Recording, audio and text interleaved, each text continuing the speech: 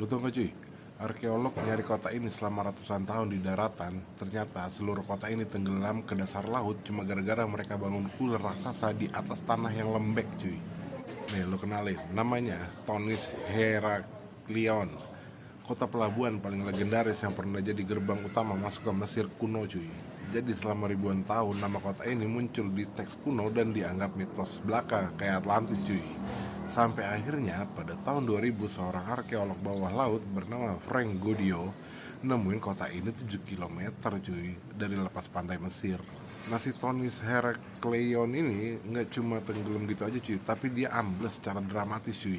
Jadi gini, mereka itu bangun kuil-kuil batu yang super gede cuy dan berat di atas tanah sedimen sungai Nil yang gak stabil. Nah pas ada gempa bumi dan banjir besar, tanahnya tuh ngalamin fenomena likuefaksi atau mencair, bikin seluruh kota itu merosot masuk ke dalam laut cuy. Nah bayangin cuy, sebuah peradaban megah hilang cuma karena salah perhitungan beban bangunan cuy.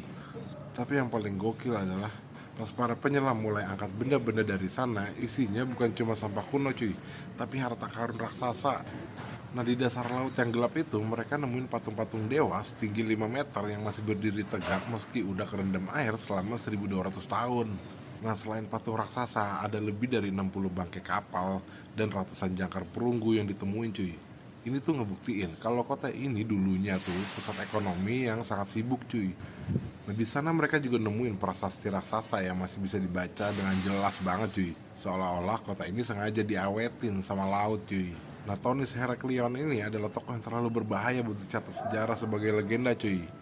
Karena penemuannya yang ngerombak total pemahaman kita soal hubungan dagang Mesir dan Yunani di masa lalu.